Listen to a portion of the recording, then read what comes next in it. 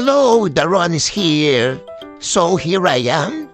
Nagising ako ng 4 in the morning para sa aming very first ride with my mentorista. So akit po kami na nabuklod. So ang usapan namin ay 5:30 a.m. ay kugoran na kami pakit ng bundok para masidayan namin ang sunrise. Kaya naman habang wala pa sila ako ay nag-prepare na. Naglatay ako ng sunblock or sunscreen sa aking mukha kasi alam ko ay sobra ang init sa maghapon. So ayan, pati ang aking braso ay nilagyan ko daan ng sunblock kasi sahin naman ang glutathione. Joke? So yan, nagpabango na ako. Alam mo naman, birthday party ang pupuntahan. So yan, try lang natin na mabango syempre. Kaya naman kung tayo ay mabaho. So yan, naglagyan na rin ako ng wax sa hair ko kasi alam mo naman, daw na digo. Joke. Ayan, oras na kaya lumbas na ako ng bahay para masilayan ng sunrise kahit ako nila mag-isa kasi wala pa sila. Ayan, homeleta na kami kaso malibandik na. Kaya naman duman na lang kami na 7-Eleven para makabili na aming makakain. Ikaw ay si Binibini, kumito mo na kami dyan kasi ang totoo, hindi talaga namin alam ang way ng papunta na buklod kasi nakalimutan na namin. Pero syempre, we figured it out. Thank you kay Maman Cyclist. So ayan namin namin dyan kasi nakakita kami ng napakagandang view. Tinan mo nga naman na mga pulong kaho ay napakadanti yan, napaka-instagrammable. Ooh. So ayan, si Mama Apo tinanggal na ang helmet. Kaya naman tinanggal ko na rin ang aking helmet. At ginaya rin ni Sir Bahay, tinanggal hindi ang kanyang helmet. At ang huli si Binibini, tinanggal din ang kanyang helmet.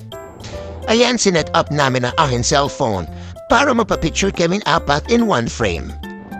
So ginamit ko na halang ang aking helmet para stand ang aking cellphone para sa aming pag-video at pag-picture. Kaya naman, post na tayo. 1, 2, 3. 1, 2, 3. Oh, ayan, sige, tara na. Okay, let's go. Ito rin na natin ang ating rides. Paakyat ng bundok ng Nabuklod. Ayan, paaway-kaway pa ako. Ayan, si Binibini din. Ayan, narating namin ang view deck na Nabuklod. So dyan, naglahab-lahad mo namin, tininganting ng paligid kung saan ang aming unang pupuntahan. So napag-isipan niya namin na kami maglahad muna paakyat dun sa nakita namin dating zipline ng Nabuklod. Pero ako ay talagang hinihingal na hindi na sanay maglahan. Ay atakitan namin ang dating zipline, kaya naman tirenay ko na akyatin kasi ako pinamagan sa aming apat.